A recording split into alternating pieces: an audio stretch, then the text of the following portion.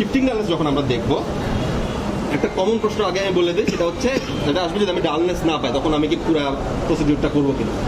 পরীক্ষায় তোমাকে shifting dullness দেখাতে বলছে, তুমি মেথডটা পুরোটাই দেখো, তুমি পাও আর না পাও।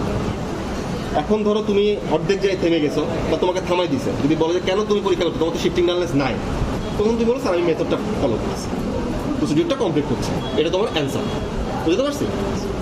কিন্তু তোমাকে বলে যে পারকাস করো, নর্মালি পারকাস করতে বলবেন, হয় শিফটিং ডালনেস দেখাতে বলবো বা ফ্লুইড সিল দেখাতে বলবো। যেমন যেই রোগীর হিউজ এসাইটিস থাকবে তার ক্ষেত্রে আমরা ফ্লুইড সিল পাবো, এই রোগীর ক্ষেত্রে ফ্লুইড সিল শিফটিং ডালনেস কোনো টাইম পাবো। তারপর যদি আমাকে দেখাইতে বলে আমি প্রসিডিউরটা খালি ফলো করবো। শিফটিং ডালনেস যখন আমরা দেখাবো, আমরা শুরু করবো জিপিএস নামের নিচ থেকে, ঠিক আছে? নিয়ম হচ্ছে একদম আমাদের পিউবিক সিম্পাইসিস পর্যন্ত যাওয়া, গেলাম, এরপর আবার আম্বিলিকাসে আসছি, এসে যে কোনো এক পাশ, হয় এ পাশ অথবা এ পাশ, ধরো আমরা ও পাশে যাই, এই কর্নার পর্যন্ত আমরা আসছি। নর্মালি যদি আমাদের ডালনেস থাকতো আমরা এখানের মধ্যে একটা ডালনেস পেয়ে যেতাম, কারণটা কি পানি আমার এখন এই পাশে চলে আসছে, এই জন্য আমরা ডালনেসটা পাই না। এরপর যেটা করতে হবে, রুগীকে আমার দিকে কাত করতে হবে, আমাদের কাতনে এম করে আমি কাত করে 10 থেকে 15 সেকেন্ড রেখে দেওয়ার নিয়ম রাখলাম। তাহলে কি হচ্ছে, পানি যেটা আমার এখানে জমছিল সে এখন অপোজিট সাইডে চলে গেছে, তাহলে এখানে আমি এখন কি পাবো, রেজোনেন্ট পাবো, কারণ এখন তো এখানে বাতাস, কোলোনিক এয়ার যেটা। এবার আমি আবার হচ্ছে এটা পালপেট করতে করতে করতে করতে এই পারকাস করতে করতে এদিকে আসবো, তাহলে এখানে আমি এখন কিন্তু কি পাইছি, ডালনেস পাই নাই। আবার যখন আমি এই পাশে চলে আসছি তখন আমি কি পাইছি, ডালনেস পাইছি, পানিটা এখন এদিকে, তখন আমি আবার রুগীকে এই পাশে কাটলাম করে আবার 10 সেকেন্ড রাখলাম, তারপর হচ্ছে আমি আবার এদিক থেকে করতে করতে যাবো, এখন এদিকে কি পাবো, এদিকে ডালনেস আমি পাবো, কারণ পানিটা আবার ও পাশে চলে গেছে। এই যে পানিটা শিফট করলো না, এটাই হচ্ছে আমার শিফটিং ডালনেস। করে করে আমি আম্বিলিকাসে শেষ করবো, উপর থেকে নামছি, এপাশে গেছি, এপাশে গেছি, মাঝখানে আসছি, ওকে? আড়াই প্যাচের মতো, জিলাপির প্যাচের মতো করে করতে থাকবে, ঠিক আছে? করলাম। এখন এই যখন পারকাস করবা, নিয়ম হচ্ছে এই আঙ্গুলের উপরে এই আঙ্গুল দিয়ে টোকা মারা, এটা তোমাদের প্রথম দিকে সাউন্ড বেরোচ্ছে, আঙ্গুল ব্যথা যাচ্ছে সাউন্ড বেরোবে, এটা হচ্ছে টেবিল চেয়ার যা থাকে হাতের কাছে, বন্ধু বান্ধব যা থাকে তাকে পারকাস করতে থাকে, বুঝতে পারছো? আর যদি আমার যেমন আঙ্গুল চিকন হলে ঝামেলা, তখন হচ্ছে এরকম পারকাস করার সময় ব্যথা লাগে বেশি, মিস হয়, ব্যথা লাগে বেশি। তো মেয়েদের ক্ষেত্রে যেটা হবে, যাদের লম্বা নখ আছে, নখ কাটতে হবে না, তাদের মেয়েরা কত বিক্ষত হয়ে যাচ্ছে নিজের নখে, ঠিক আছে? বলে আমাদের তাকে বলতেছেন, তাই না? আচ্ছা, এখন আসলে এটা হলো শিফটিং ডালনেস, এটা হচ্ছে অ্যাসাইটিস থাকলে আমরা পজিটিভ পাবো। ফ্লুইড সিলটা আমরা কেমনে করবো? ফ্লুইড সিল করতে হলে আইদার রুগীর হেল্প আমাদের নিতে হবে অথবা আমার একটা অ্যাসিস্ট্যান্ট লাগবে। তাহলে রুগীর হেল্প যদি আমি নিতে চাই, আমি আইদার যে এই হাত অথবা এই হাত, যে কোনো একটা হাত নেব, রুগীকে বলবো আপনার হাতটা আপনি এইভাবে করে দিয়ে রাখবেন, তাহলে এটা আমার একটা পর্দার মতো কাজ করবে, ঠিক আছে? তারপর ধরো আমি এই পাশে হাত দিলাম আর এই আঙুল থেকে টোকা দিই, জাস্ট এখান থেকে টোকা দিই।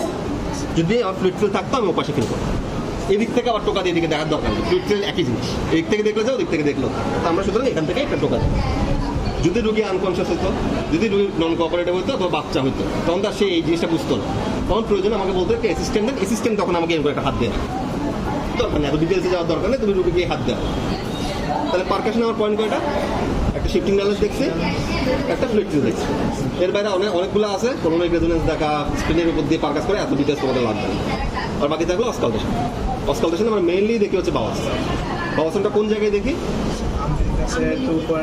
রাইট আইলিয়াক কোষের দিকে তোমরা একদম, কারণ হচ্ছে এখানে কি থাকে, টার্মিনাল আইলিওসিক্যাল জাংশন, ওটা দিয়ে যখন হচ্ছে আমাদের কন্টেন্টগুলো পাস করে, সে জেটের মতো পাস করে, কারণ সবচেয়ে ভালো সাউন্ডটা এখানে পাওয়া যায়।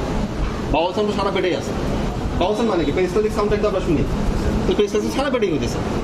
আমি যে কোনো জায়গায় ধরলো, বাচ্চাদের ক্ষেত্রে দেখা যায় এখানে ধরলেও তুমি বাউল সাউন্ড পাবো, কারণ ওদের তো সবচেয়ে থিন থাকে। এখানে আমরা ধরার উদ্দেশ্য হচ্ছে আমার এটা একটা ন্যারো পয়েন্ট, আইলিওসিক্যাল জাংশনটা, ওখান দিয়ে যখন কন্টেন্ট পাস করে তখন আমরা জিনিসটা শুনতে পাই, এই জন্য আমরা এই জায়গায় যাবো। নিয়ম হচ্ছে 1 মিনিট দেখা, 1 মিনিট দেখতে গেলে হয়তো টাইম কাভার হয় না, তোমরা 15 সেকেন্ড দেখো, 30 সেকেন্ড দেখো, বাউল সাউন্ড পর্যন্ত পাইলে গেছে, ঠিক আছে? আরেকটা হচ্ছে হার্নিয়াল অরিফিস, ওই যে বলছিলাম ভিজিবল কাফ ইম্পালস, আমার এখানে পালপেশনে এই পয়েন্টটা মিস গেছিল। যদি ভিজিবল কাফ ইম্পালস আমরা পাইতাম তাহলে আমাদের সেক্ষেত্রে পালপেবল কাফ ইম্পালস দেখা লাগতো। আচ্ছা, আরেকটা পয়েন্ট হচ্ছে ডিআরই। অ্যাবডোমেন এক্সামিনেশনে ডিআরই না করলে অ্যাবডোমেন এক্সামিনেশন ইনকমপ্লিট। এখন তোমরা ডিআরই করবা কিনা, তোমরা যেটা করবো, তোমরা পারমিশন চাই, sir I want to perform DRE. তখন স্যার বলবে কেন, বলবো sir it is a part of abdominal examination, ঠিক আছে? যদি রুগীটা প্রোস্টেটিক এনলার্জমেন্টের রুগী হইতো তাহলে সেক্ষেত্রে তুমি পারমিশন চাই, তোমার ডিআরই করা লাগবে। তো এরকম একটা ধরো নর্মাল পেশেন্ট, যার ক্ষেত্রে আমার ডিআরই না করলেও হয়তো বা চলে, বা করা উচিত নিয়মিত আমি না করলেও চলতেছে, তার ক্ষেত্রে আমরা বলবো যে ডিআরই করার দরকার, ঠিক আছে? কারণ ধরো একই রোগীর উপরে 5 জন পরীক্ষা দিচ্ছে, 5 জন যদি ডিআরই করতে যায় রুগী হচ্ছে, তখন কি হবে, টক্সিক হয়ে যাবে। এটা কেউই মানতে চাইবে না, ঠিক আছে? তাহলে সেই ক্ষেত্রে আমরা হচ্ছে বলবো হচ্ছে ঠিক আছে দরকার নাই, তুমি কী করতে চাও, ডিআরই করে তোমার ফাইন্ডিং কী হবে, তখন তুমি একটা আইডিয়াল ডিআরই যেভাবে করে সেটা তুমি ফাইন্ডিংগুলো বলতে হবে। পজিশন কোন পজিশনে করবো আমরা, কী কী প্রিকশন নিতে হবে, রুগীকে কী বলতে হবে, কোন আঙ্গুল দিব, কী কী ইউজ করবো, জেসোকেন জেলি, গ্লাভস এগুলো আমরা ইউজ করবো, ঠিক আছে? এগুলো তখন বলতে হবে। তাইলে এটা গেলো ওভারঅল অ্যাবডোমিনাল এক্সামিনেশন। আরও দু একটা পয়েন্ট হয়তো মিস যেতে পারে, আমার সব কিছু মনে নেই, ওগুলো বইতে দেখবা, ঠিক আছে? দেখো এখন কী কী কোশ্চেন আছে বলো।